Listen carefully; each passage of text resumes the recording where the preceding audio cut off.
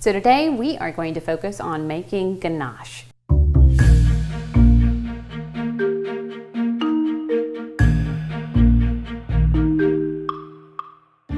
Super simple recipe, easy to make. You should definitely make your own ganache and control the consistency. So whether you're using it as a filling or as a pour over for drip cakes, or in my case, if you're planning on using this as a filling in your French macarons. So it's very simple. The recipe contains just 3 ingredients. It is good quality chocolate. It's important that it be good quality. I don't use confectionery coating chocolate for this. I use the real deal. And then I have heavy whipping cream and a small amount of butter. So the ratios for this are 16 ounces of chocolate, 10.7 ounces of heavy cream, and 1 ounce of butter. So that basically breaks down to like 1 being your whole.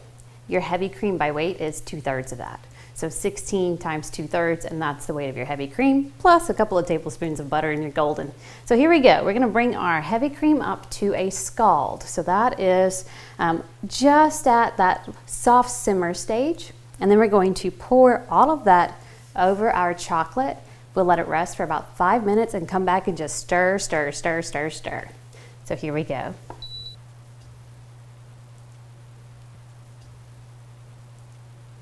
So I'm going to turn off this heat and we're going to pour the hot cream into our chocolate. It should be right about the right temperature to gently melt our chocolate. You'll notice that I've used a giant bowl, a nice wide one. That's to help it distribute the heat throughout that bowl. And here we go. Right over the butter, right over the heavy cream. There should be just enough cream to cover our chocolate. And if not, just distribute that a little bit. And let the hot cream melt your chocolate. Give this a few minutes. Don't immediately try stirring it. Give this a few minutes to really warm up the chocolate, and then we'll come back and mix it together with a standard spatula, and then we will finish whipping it smooth with our whisk. So I can still feel a little bit of harder chunks of chocolate in here. And I'm using a dark chocolate. It has a 64% cocoa butter mass. It's a little bit hard, so I'm going to let that heat from the cream continue warming up the chocolate before I start stirring. Once you feel that the heat has moved throughout your chocolate, you're ready to begin stirring. And of course it kind of looks like hot chocolate on the top, but soon this will all come together. So just let all of that start working together. I don't feel any hard chunks.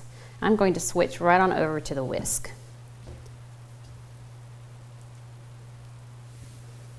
Save that, lick that later. All right, here we go. So just sitting in the middle, giving this a good whisk. Another reason I use a giant bowl, so I don't splash it out everywhere. And just keep incorporating that heavy cream right into that chocolate. And get a forearm workout at the same time.